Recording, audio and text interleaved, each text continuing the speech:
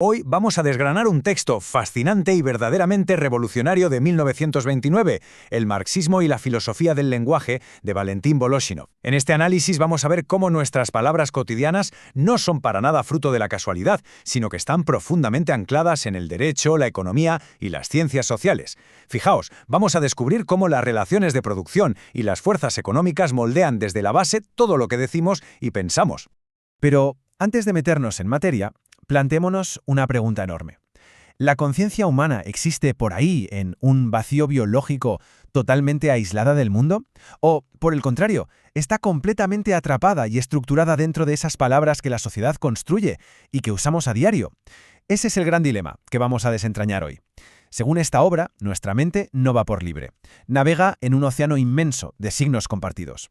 Bueno, para entender todo este rompecabezas, vamos a seguir esta hoja de ruta. Primero, el signo ideológico. Segundo, la palabra como signo puro. Tercero, la conciencia y la psique interna.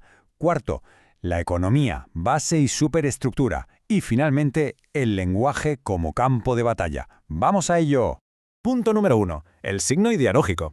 A ver, para Voloshinov, un signo ideológico no es una idea abstracta que flota en el aire, que va. Es un objeto material concreto, algo que puedes tocar, pero que está impregnado de un significado externo tremendo. Y es justo aquí donde las ciencias sociales, la economía y el derecho entran en juego.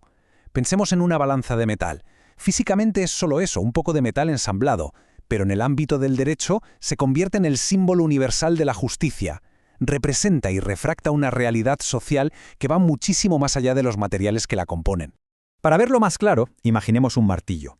Si lo usamos en una fábrica o en un taller, es una simple herramienta física, un instrumento de producción sin más. Pero ojo, si cruzamos ese mismo martillo con una hoz y lo ponemos en una bandera, el objeto acaba de cruzar una frontera brutal. Ya no sirve para clavar clavos, ahora es un portador de profundos significados ideológicos y de estructuras sociales enteras.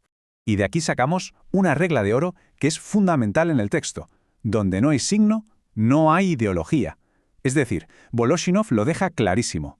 Todo el ámbito de la ideología, ya sea la moral, la ciencia, el arte o el sistema legal, tiene que coincidir a la perfección con el ámbito de los signos.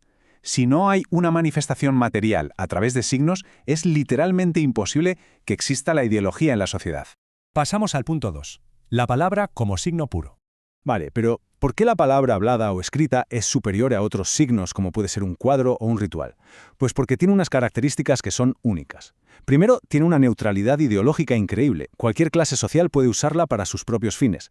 Segundo, tiene una pureza semiótica total. No necesitas cargar con un artefacto pesado para expresarte. Y tercero, y esto es lo más fascinante, tiene la enorme capacidad de convertirse en un signo interno, en nuestros propios pensamientos silenciosos.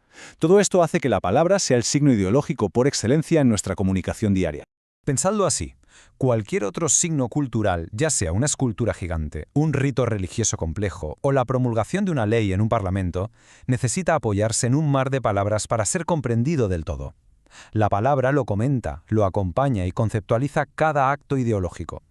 Es exactamente igual que cuando la voz de un cantante fluye de forma natural envuelta y acompañada por la música de fondo. Y esto nos lleva al tercer punto, la conciencia y la psique interna. Aquí el texto marca una línea clarísima, casi como un muro, entre el individuo biológico y la persona social.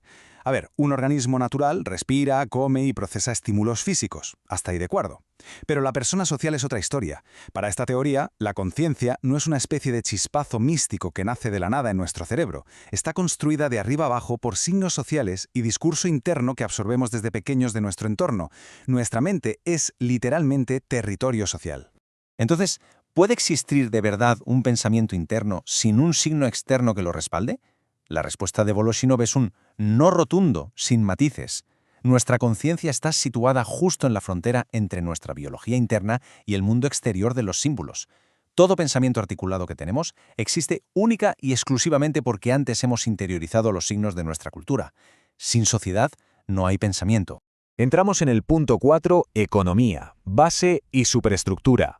Vamos a ver cómo funciona el motor de esta teoría desde una perspectiva marxista, analizándolo de forma objetiva. Es un proceso de 3 pasos. Paso 1, la base económica y las relaciones de producción. Esto dictamina cómo sobrevive materialmente una sociedad. Paso 2, esas fuerzas económicas determinan de forma directa cómo interactuamos socialmente, ya sea en el trabajo o en la calle. Y finalmente, paso 3, esas interacciones estructuran por completo nuestra comunicación verbal. Básicamente, las relaciones de producción construyen los canales exactos por los que fluyen nuestras palabras cotidianas. Pero ojo con esto porque aquí hay una crítica importantísima. El lenguaje no es un espejo perfecto y pulido que refleja la realidad tal cual es. Para nada. El texto usa la metáfora de la refracción. El lenguaje actúa más bien como un prisma de cristal. Las palabras curvan, desvían e incluso distorsionan cómo entendemos la realidad. Y esto depende enteramente de la perspectiva y los intereses de la clase social que esté hablando en ese momento. Y claro, hay dos maneras principales de entender cómo la economía influye en nuestro lenguaje. Por un lado, tenemos lo que se llama causalidad mecánica, que es una visión un poco antigua y muy rígida, donde la economía dicta casi robóticamente lo que la gente piensa y dice. Pero Voloshinov apuesta fuerte por la causalidad dialéctica. En este modelo, que es mucho más dinámico, la palabra funciona como un sismógrafo súper sensible que va acumulando y registrando gradualmente todos los cambios sociales y económicos a lo largo del tiempo. Llegamos al último punto, el quinto, el lenguaje como campo de batalla. El concepto estrella aquí es que el signo es multiacentuado. Como en una misma sociedad conviven diferentes clases y estratos que hablan el mismo idioma, las palabras no tienen un significado único y pacífico. Las distintas facciones sociales se pelean constantemente por el valor, la intención y la entonación de una misma palabra, dándoles acentos sociales que pueden ser diametralmente opuestos. Por eso, vemos siempre una fricción constante en la sociedad. Por un lado, las clases dominantes o las estructuras de poder intentan congelar el lenguaje. Buscan significados fijos, que sean eternos, inamovibles, como si le pusieran un candado a cada palabra. Pero por otro lado, chocan de frente con la realidad de un lenguaje vivo, que es caótico, superdinámico, lleno de acentos diferentes y que constantemente sufre tirones en direcciones ideológicas totalmente distintas. Y así llegamos a una frase del texto que es un auténtico cañón. El signo llega a ser la arena de la lucha de clases. Fijaos qué potente. La mezcla de tantos intereses sociales diversos, donde todos intentan apropiarse del mismo vocabulario para imponer su visión, convierte literalmente cada palabra que pronunciamos en un campo de batalla invisible. Voloshinov lo compara de forma genial con Jano, el dios romano de las dos caras. Todo signo vivo tiene dos rostros. La misma palabra exacta, dependiendo de las coordenadas económicas y de si se dice en un entorno laboral o durante un proceso legal, puede ser percibida como el peor de los insultos o como el halago más empoderador del mundo. Todo depende absolutamente de quién habla y de quién escucha. Y para cerrar este análisis, dejemos una idea resonando. Si nuestro pensamiento más íntimo está formado por palabras que la sociedad nos ha dado, y resulta que esas palabras se mueven y cambian al ritmo de fuerzas económicas e históricas, entonces, cuando estamos solos y creemos tener un pensamiento puramente nuestro e individual, ¿quién o qué está hablando realmente dentro de nuestra cabeza? Es para pensarlo la próxima vez que tengamos una charla cotidiana, ¿verdad? Muchísimas gracias por acompañarnos en este viaje por las bases sociales y económicas del lenguaje.